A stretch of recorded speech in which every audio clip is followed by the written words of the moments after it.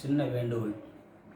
அம்பாசித்தர் விடத்திலிருந்து உங்கள் அனைவருக்கும் எங்கள் இதயம் சார்ந்த ஒரு நன்றி வணக்கம்.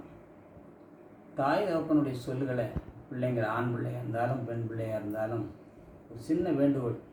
கல்வி தானத்தில் இருக்கும்போது கல்வியை படிங்கள், நல்ல ஒரு ஞானம் பண்ணுங்கள். அன்பு என்பது காதல்.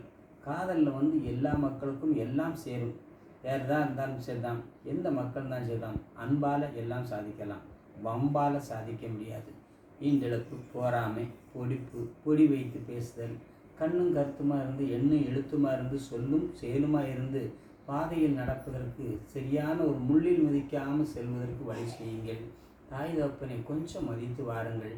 அண்ணன் தம்பி, அக்கா தங்கை, மாமா மைத்துனர் என்று சொல்லி எல்லா மக்களுக்கும் எல்லா உறவுகளையும் கொச்சப்படுத்தாமல் அன்போடு நான் கேட்பது ஒன்றே ஒன்றுதான்.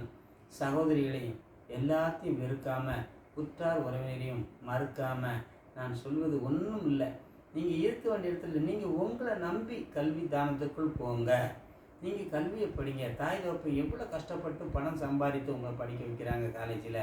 இங்கே படிக்கும்போது காதலுங்கிற மோகத்தில் போய் எல்லா மக்களையும் அசிங்கப்படுத்தி ஊர் உறவு போலீஸ் ஸ்டேஷன் கோர்ட்டு கேஸுன்னு ஏறி அந்த வாழ்க்கையே நாசமாக்கிடுவீங்க.